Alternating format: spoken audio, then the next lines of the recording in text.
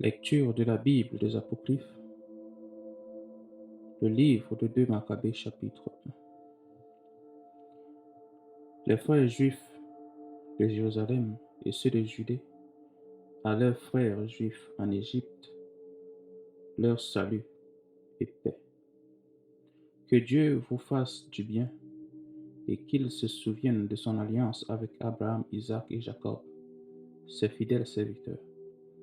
Puisse-t-il vous donner un cœur pour l'adorer et faire sa volonté avec un cœur fort et un esprit volontaire, qu'il ouvre votre cœur à sa loi et à ses commandements, et qu'il apporte la paix, qu'il entende vos prières et se réconcilie avec vous, et qu'il ne vous abandonne pas au temps du mal.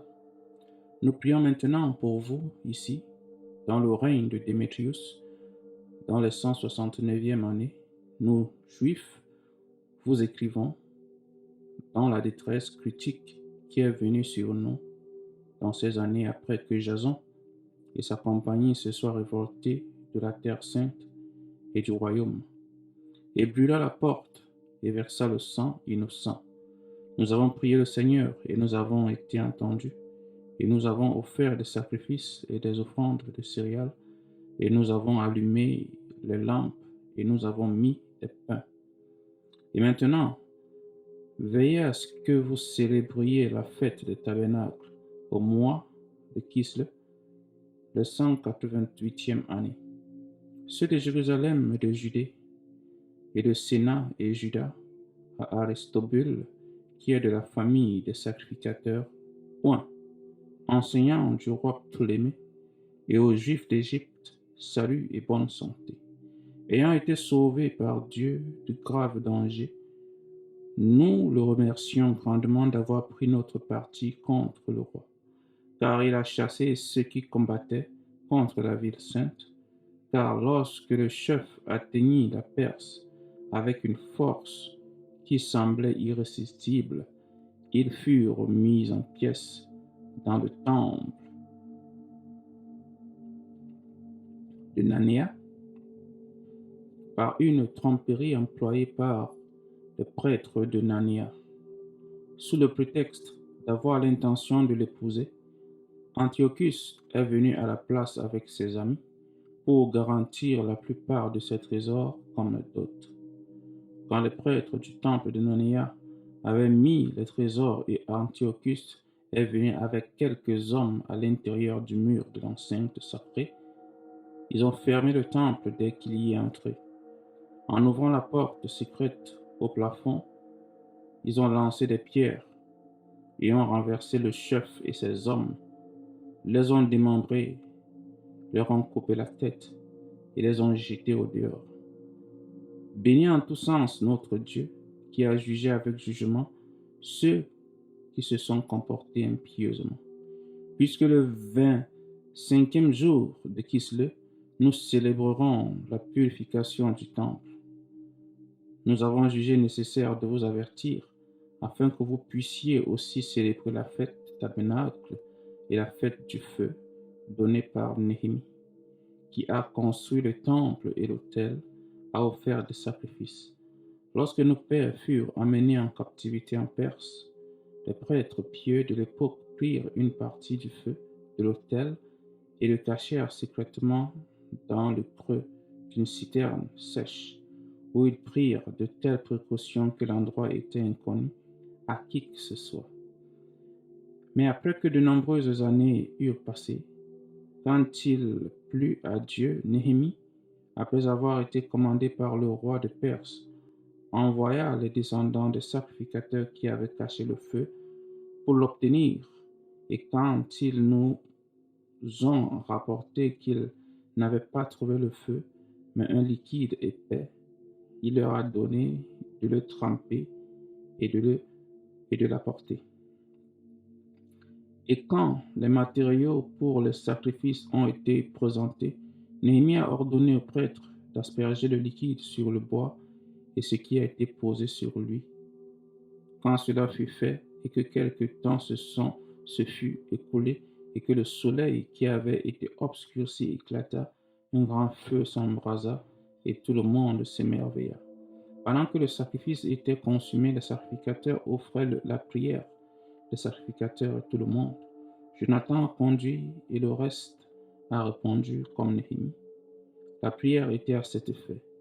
Ô Seigneur, Seigneur Dieu, Créateur de toutes choses, qui est impressionnant et fort et juste et miséricordieux, qui seul est le roi et gentil, qui est seul est généreux, qui seul est juste, tout-puissant et éternel, qui sauve Israël de tout mal, qui a choisi les pères et les consacre.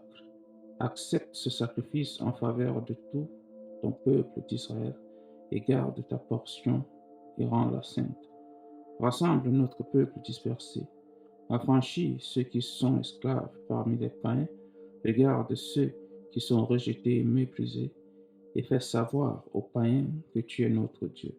Afflige ceux qui oppriment et sont insolents avec fierté. Plante ton peuple dans ton lieu saint, comme l'a dit Moïse. Alors les prêtres ont chanté les hymnes, et quand les matériaux du sacrifice furent consumés, Néhémie ordonna que le liquide qui restait devait être versé sur de grosses pierres. Quand cela a été fait, une flamme a éclaté, mais quand la lumière de l'autel revint, elle s'éteignit.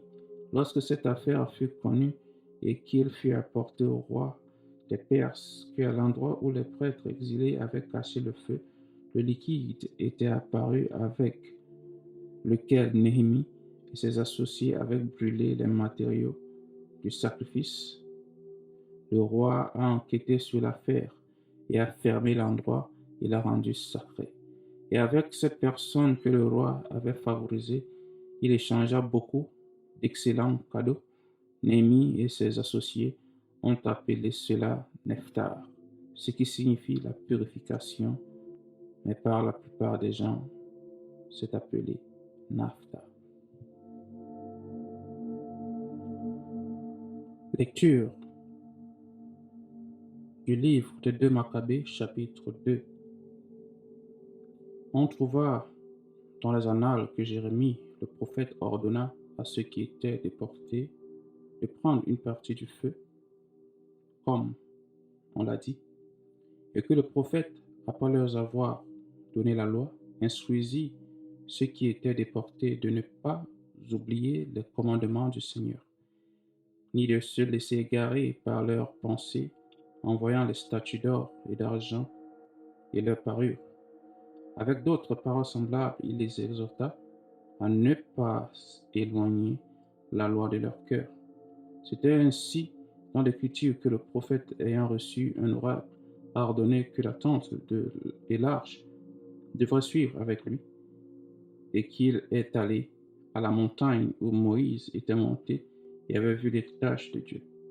Jérémie vint et trouva une caverne, et il apporta là la tente, l'arche et l'autel des parfums, et il enferma l'entrée.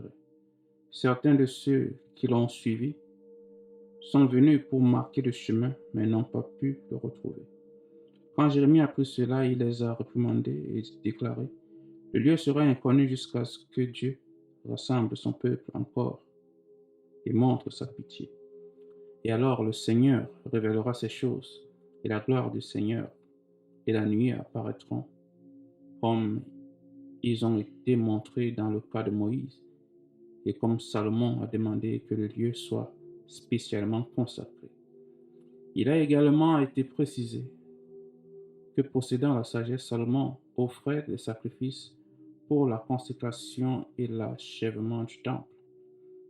Tout comme Moïse a prié le Seigneur et le feu est descendu du ciel et a dévoré les sacrifices, ainsi Salomon a prié et le feu est descendu et a consommé tous les holocaustes. Moïse dit: ils ont été consumés parce que l'offrande pour le péché n'avait pas été mangée. Salomon a aussi gardé les 8 jours. Les mêmes choses sont rapportées dans les annales et dans les mémoires de Néhémie. Et aussi qu'il a fondé une bibliothèque et a rassemblé les livres au sujet des rois et des prophètes et les écritures de David et les lettres des rois au sujet des offrandes volontaires. De la même manière, Judas a également rassemblé tous les livres qui avaient été perdus à cause de la guerre qui était venue sur nous, et ils sont en notre possession. Donc si vous en avez besoin, envoyez des gens pour vous les procurer. Puisque par conséquent nous sommes sur le point de célébrer la purification, nous vous écrivons, voulez-vous donc garder les jours, s'il vous plaît? C'est Dieu qui a sauvé tout son peuple et qui a rendu l'héritage à tous, ainsi que la royauté, la prêtrise et la consécration. Comme il a promis par la loi, car nous avons l'espoir en Dieu qu'il aura bientôt pitié de nous et nous rassemblera de partout sous le ciel, dans son lieu saint, car il nous a sauvés des grands maux et a purifié l'endroit. L'histoire de Judas Maccabée et de ses frères, et la purification du grand temple, et la dédicace de l'autel, et plus loin, les guerres contre Antiochus Épiphane et son fils Eupator, et les apparitions qui sont venues du ciel à ceux qui se sont efforcés avec zèle pour le judaïsme, de sorte que si peu nombreux, ils ont saisi le pays entier et ont poursuivi les hordes barbares et récupéré le temple célèbre à travers le monde et à libérer la ville et à restaurer les lois qui allaient être abolies, tandis que le Seigneur, avec une grande gentillesse, est devenu gracieux pour eux. Tout ceci, qui a été exposé par Jason de Cyrène en 5 volumes, nous tenterons de le condenser en un seul livre, pour considérer le flot de nombres impliqués et la difficulté qu'il y a pour ceux qui souhaitent entrer dans les écrits de l'histoire à cause de la masse du matériel. Nous avons cherché à plaire à ceux qui désirent lire, à faciliter ceux qui sont enclins à mémoriser et à profiter à tous les lecteurs. Pour nous qui avons entrepris le labeur de l'abréviation, ce n'est pas une matière légère, mais un appel à la sueur et à la perte du sommeil. Tout comme il n'est pas facile pour celui qui prépare un banquet et cherche le bénéfice des autres, cependant pour assurer la gratitude de beaucoup, nous supporterons volontiers le labeur inconfortable. Laissant la responsabilité des détails exacts au compilateur, tout en consacrant nos efforts pour arriver au contour de la condensation. Car comme le maître de l'œuvre d'une maison neuve doit s'occuper de toute la construction, celui qui entreprend sa peinture et sa décoration ne doit considérer que ce qui convient à son ornement. Tel est mon cas, à notre avis. Il est du devoir de l'historien d'origine d'occuper le terrain et de discuter des choses de tous les côtés et de prendre soin des détails. Mais celui qui refonde le récit devrait être autorisé à la rechercher, la brièveté d'expression et à renoncer à un traitement exhaustif. À ce point donc, commençons notre récit en ajoutant seulement tellement à ce qui a déjà été dit, car il est stupide d'allonger la préface en coupant l'histoire elle-même. Lecture du livre de 2 Maccabées, chapitre 3.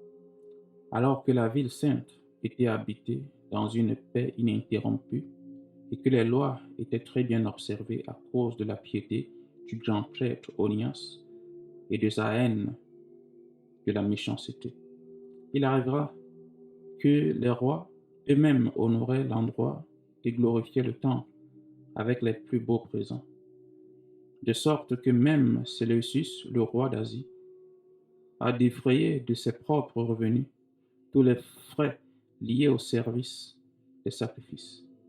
Un dénommé Simon de la tribu de Benjamin, nommé chef du peuple, et un différend avec le souverain sacrificateur sur l'administration du marché de la ville. Et quand il ne pouvait pas l'emporter sur Onias, il est allé à Polonius de Tars, qui était alors le gouverneur de Coëlsyrie et de Phénicie.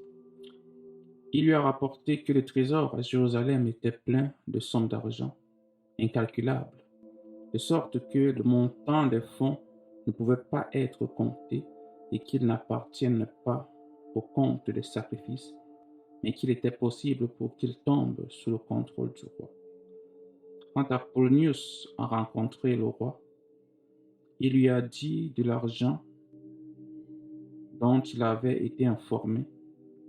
Le roi choisit Héliodore, qui était en charge de ses affaires, et l'a envoyé avec des commandes pour effectuer l'enlèvement de l'argent susmentionné. Héliodore a immédiatement entrepris son voyage, soi-disant pour faire un tour d'inspection des villes de Colésyria et de Phénicie, mais en fait pour accomplir le but du roi. Quand il était arrivé à Jérusalem et avait été aimablement accueilli par le grand prêtre de la ville, il a parlé de la divulgation qui avait été faite et a indiqué pourquoi il était venu. Il a demandé s'il c'était vraiment la situation. Le grand prêtre a expliqué qu'il y avait des dépôts appartenant aux veuves et aux orphelins, et aussi de l'argent d'Ican, fils de Tobias, un homme très en vue, et qui totalisait 400 talents d'argent et 200 d'or, à tel point que l'impie Simon avait déformé les faits.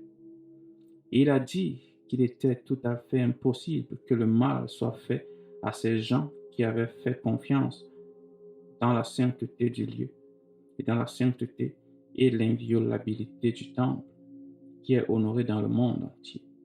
Héliodore, à cause des commandements du roi, dit que cet argent devait être confisqué pour le trésor du roi. Il a donc fixé une journée et est allé diriger l'inspection de ces fonds. Il n'y avait pas de petite détresse dans toute la ville. Les sacrificateurs se prosternèrent devant l'autel dans leurs vêtements sacerdotaux et appela vers le ciel celui qui avait donné la loi sur les dépôts, afin qu'il les gardât en sécurité pour ceux qui les avaient déposés. Pour voir l'apparition du souverain sacrificateur devait être blessé au cœur, car son visage et le changement dans sa couleur ont révélé l'angoisse de son âme, car la terreur et les tremblements corporels étaient venus au-dessus de l'homme, qui a montré clairement à ceux qui l'ont regardé la douleur logée dans son cœur. Les gens se sont également précipités hors de leur maison en foule pour faire une supplication générale, parce que le lieu saint était sur le point d'être méprisé. Les femmes ceintes d'un sac sur la poitrine se pressaient dans les rues. Certaines des jeunes filles qui étaient gardées à l'intérieur couraient ensemble aux portes, et d'autres au mur, tandis que d'autres regardaient par les fenêtres. Et levant leurs mains vers le ciel, ils ont tous supplié. Il y avait quelque chose de pitoyable dans la prostration de toute la populace et dans l'anxiété du grand prêtre dans sa grande angoisse. Alors qu'ils appelaient le Seigneur Tout-Puissant et qu'il garderait ce qui avait été confié en sûreté à ceux qui l'avaient confié, Héliodore continua avec ce qui avait été décidé. Mais quand il est arrivé au trésor avec son garde du corps, alors est là le souverain des esprits et de toute l'autorité a causé une si grande manifestation que tous ceux qui avaient été audacieux pour l'accompagner ont été étonnés par la puissance de Dieu et sont devenus paralysés de terreur, car il leur a apparu un cheval magnifiquement caparaçonné avec un cavalier effrayant, et il s'élança furieusement contre Héliodore et le frappa de ses sabots de devant. Son cavalier a été vu avec une armure et des armes d'or. Deux jeunes hommes lui apparurent aussi, remarquablement forts, glorieusement beaux et magnifiquement vêtus, qui se tenaient de chaque côté de lui et le flagellaient continuellement, lui infligeant de nombreux coups. Quand il est soudainement tombé à terre et que les ténèbres l'ont submergé, Ces hommes l'ont pris et l'ont mis sur un brancard et l'emporta. Cet homme qui venait d'entrer dans le trésor suivi d'une grande suite et tous ses gardes du corps, mais était maintenant incapable de sceller lui-même. Ils ont reconnu clairement le pouvoir souverain de Dieu. Alors qu'ils étaient prostrés muets à cause de l'intervention divine et privés de tout espoir de guérison, ils ont loué le Seigneur qui avait merveilleusement agi pour sa propre place. Et le temple qui tout à l'heure était plein de crainte et de double était rempli de joie et de gaieté, maintenant que le Seigneur Tout-Puissant est apparu. Rapidement, certains des amis d'Héliodore ont demandé à Onias de faire appel au Très-Haut et d'accorder la vie à celui qui était allongé à son dernier souffle. Et le souverain sacrificateur, craignant que le roi n'obtienne l'idée que quelques actes criminels avaient été perpétrés par les Juifs à l'égard d'Héliodore, offrit un sacrifice pour le rétablissement de l'homme. Pendant que le souverain sacrificateur faisait l'offrande d'expiation, les mêmes jeunes gens revinrent à Héliodore vêtus du même vêtement. Ils se levèrent et dirent: Soyez très reconnaissants envers le souverain sacrificateur Onias, car pour lui le Seigneur vous a accordé votre vie, et que vous, qui avez été flagellés par le ciel, annoncez à tous les hommes la puissance majestueuse de Dieu. Ayant dit cela, ils disparurent. Alors Héliodore offrit des sacrifices au Seigneur et vit de très grands vœux au Sauveur de sa vie. Et après avoir fait ses adieux à Onias, il s'en alla avec ses forces au roi. Il rendait témoignage à tous les hommes des actions du Dieu suprême qu'il avait vues de ses propres yeux. Quand le roi demandait à Héliodore quel genre de personne serait approprié d'envoyer une autre mission à Jérusalem, il répondit: Si vous avez un ennemi ou un complot contre votre gouvernement, envoyez-le là-bas, car vous le retrouverez complètement fouetté. S'il s'échappe du tout, car il y a certainement la puissance de Dieu dans ce lieu. Car celui qui a sa demeure dans les cieux veille sur ce lieu et l'aide lui-même, et il frappe et détruit ceux qui viennent lui faire du mal. C'était le résultat de l'épisode d'Héliodore et de la protection du trésor. Le livre de 2 Maccabées, chapitre 4. Le Simon, précédemment mentionné, qui avait informé au sujet de l'argent contre son propre pays, a calomnié Onias en disant que c'était lui qui avait incité Héliodore et avait été la vraie cause du malheur. Il a osé désigner comme comploteur contre le gouvernement l'homme qui était le bienfaiteur de la ville, le protecteur de ses compatriotes et un fanatique pour les lois. Quand sa haine progressa à un tel degré que même les meurtres ont été commis par un des gens approuvés de Simon, Onias a reconnu que la rivalité était sérieuse et qu'Apollonius, le fils de Ménéthéus et le gouverneur de Colysyria et de Phénicie, intensifiait la malice de Simon.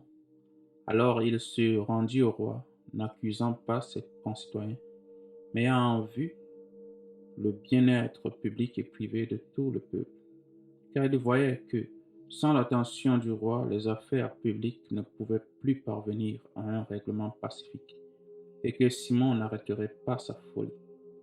Quand Séleucus est mort et Antiochus, qui a été appelé Épiphane, a succédé au royaume, Jason, le frère d'Onias, a obtenu le grand sacerdoce par la corruption, promettant au roi à une entrevue 360 talents d'argent et d'une autre source de revenus qu'aux 80 talents.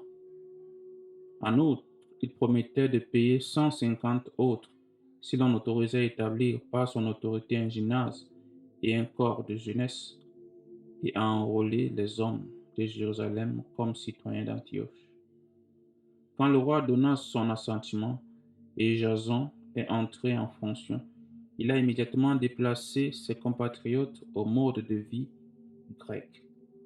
Il a mis de côté les concessions royales existantes aux Juifs, assurées par Jean, le père de Polémus, qui est allé sur la mission d'établir l'amitié et l'alliance avec les Romains. Il a détruit les manières légitimes de vivre et a introduit de nouvelles coutumes contrairement à la loi. Car avec empressement, il a fondé un gymnase juste sous la citadelle et il a incité le plus noble des jeunes hommes à porter le chapeau grec. Il y avait un tel extrême de l'hellénisation et de l'augmentation dans l'adoption des voix étrangères en raison de la méchanceté de Jason, qui était impie et pas grand prêtre, que les sacrificateurs n'attachaient plus leur service à l'autel, méprisant le sanctuaire et négligeant les sacrifices. Ils s'empressèrent de prendre part aux procédures illégales dans l'arène de lutte après l'appel au discus. Dédaignant les honneurs prisés par leur père et mettant la plus haute valeur sur les formes grecques de prestige, pour cette raison, un grand désastre les surprit, et ceux dont ils admiraient et voulaient imiter complètement les manières de vivre devinrent leurs ennemis et les punirent. Car ce n'est pas une chose légère de montrer de l'irrévérence aux lois divines, un fait que les événements ultérieurs expliqueront. Quand les jeux quadriennaux se tenaient à Tyr et que le roi était présent, le vil Jason a envoyé des émissaires choisis comme étant des citoyens antiochiens de Jérusalem pour porter 300 drachmes d'argent pour le sacrifice à Hercule. Ceux qui transportaient l'argent, cependant, pensaient préférable de ne pas l'utiliser pour le sacrifice parce que c'était inapproprié, mais de le dépenser pour un autre but. Donc cet argent était destiné par l'expéditeur pour le sacrifice à Hercule, mais par la décision de ses porteurs, il l'a appliqué à la construction de Tyrème. Quand Apollonius, fils de Ménestheus, fut envoyé en Égypte pour le couronnement de Philométor comme roi, Antiochus apprit que Philométor était devenu hostile à son gouvernement et il prit des mesures pour sa propre sécurité.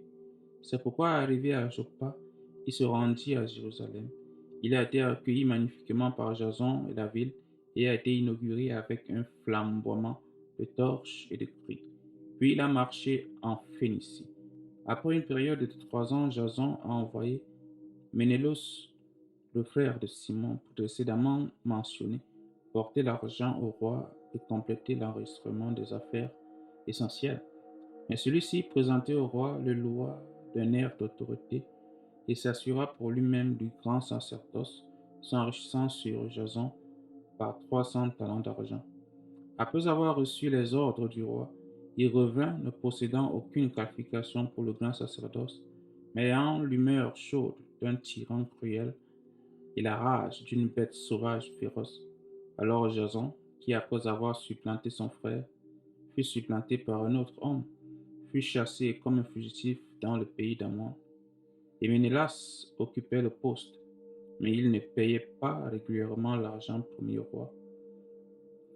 Lorsque Sostrate, le capitaine de la citadelle, continuait à demander le paiement par la perception du revenu était de sa responsabilité, ils furent tous deux convoqués par le roi à cause de ce problème. Ménélius a laissé son propre frère Lysimachus comme député dans le grand sacerdoce, tandis que Sostratus a quitté Crate et commandant des troupes chypriotes. Tandis que tel était l'état des choses, il arriva que les habitants de Tarse de Malus se révoltèrent parce que leur ville avait été donnée en cadeau à Antiochis, la concubine du roi, dont le roi alla rapidement régler le problème, laissant Andronicus, un homme de haut rang, pour agir comme son adjoint. Mais Ménélas, croyant avoir obtenu une occasion convenable, vola quelques-uns des vaisseaux d'or du temple et les donna à Andronicus. D'autres vaisseaux, comme les autres, avaient été vendus à Tyr et les villes voisines. Quand Onias prit pleinement conscience de ses actes, il les exposa publiquement, s'étant d'abord retiré dans un lieu de sanctuaire à Daphné, près d'Antioche. Par conséquent, Ménélos, en prenant Andronicus à part, l'a exhorté à tuer Onias. Andronicus vint à Onias et ayant recours à la trahison, il lui offrit des promesses jurées. Il lui donna sa main droite et malgré des soupçons, il persuada Onias de sortir du sanctuaire. Puis, sans égard pour la justice, il l'a immédiatement mis à mort. Pour cette raison, non seulement les Juifs, mais beaucoup aussi d'autres nations ont été attristés et ont déplu au meurtre injuste de l'homme. Quand le roi est revenu de la région de Cilicie, les Juifs dans la ville lui ont fait appel en ce qui concerne le meurtre déraisonnable d'Onias, et les Grecs ont partagé leur haine du crime. Donc Antiochus a été affligé dans le cœur et rempli de pitié et a pleuré à cause de la modération et de la bonne conduite du défunt. Et enflammé de colère, il dépouilla immédiatement la robe violette d'Andronicus, arracha ses vêtements et le conduisit dans toute la ville jusqu'à l'endroit même où il avait commis l'outrage contre Onias. Et là, il tua le sanguinaire. Le Seigneur lui a ainsi remboursé la punition qu'il méritait. Quand de nombreux actes de sacrilège avaient été commis dans la ville par Lysimaque, avec la connivence de Ménélas, et quand le rapport d'eux s'était répandu, le peuple s'est rassemblé contre Lysimaque, parce que beaucoup de vaisseaux d'or avaient déjà été volés. Et comme les foules se réveillaient et se remplissaient de colère, Lysimaque arma environ 3000 hommes et lança une attaque injuste sous la conduite d'un certain Oranus, un homme avancé dans les années et non moins avancé dans la folie. Mais quand les Juifs ont pris conscience de l'attaque de Lysimaque, certains ont ramassé des pierres, des blocs de bois, et d'autres ont pris des poignées de cendres qui traînaient et les ont jetés dans la confusion sauvage chez Lysimaque et ses hommes. En conséquence, ils ont blessé beaucoup d'entre eux et ont tué certains et les ont tous mis en fuite. Et le voleur du temple lui-même qu'ils ont tué près du trésor. Des accusations ont été portées contre Ménélas à propos de cet incident. Quand le roi arriva à Tyr, 3 hommes envoyés par le Sénat présentèrent l'affaire devant lui. Mais Ménélas, déjà battu, promit un pot de vin substantiel à Ptolémée, fils de Dorimène, pour gagner le roi. Ptolémée, amenant le roi dans une collation comme pour se rafraîchir, amena le roi à changer d'avis. Ménélas, cause de tout le mal, fut acquitté des accusations portées contre lui, tandis qu'il condamnait à mort ces infortunés qui auraient été libérés sans condamnation, s'ils avaient plaidé avant même le site. Et ceux qui avaient parlé pour la ville et les villages et les vases sacrés souffraient rapidement de la pénalité injuste. Donc même les Tyriens, montrant leur haine du crime, ont fourni magnifiquement pour leurs funérailles. Mais Ménélas, à cause de la cupidité de ceux qui étaient au pouvoir, resta au pouvoir, grandissant dans la méchanceté, étant devenu le principal comploteur contre ses concitoyens. Lecture de 2 Maccabées, chapitre 5.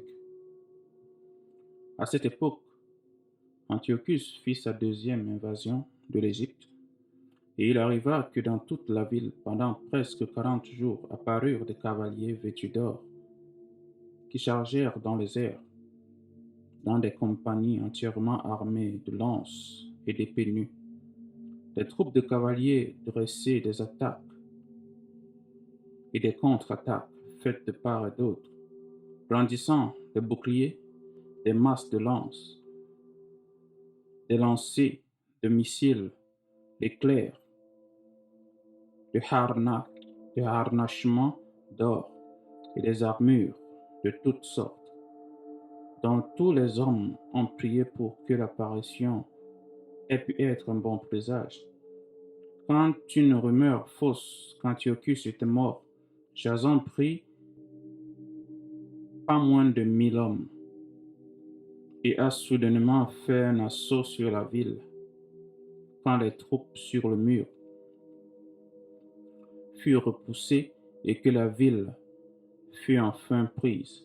Ménélas se réfugia dans la citadelle, mais Jason continuait sans relâche à massacrer ses concitoyens, ne réalisant pas que le succès au détriment de sa parenté était le plus grand malheur, mais imaginant qu'il établissait des trophées de victoire sur les ennemis et non sur les compatriotes.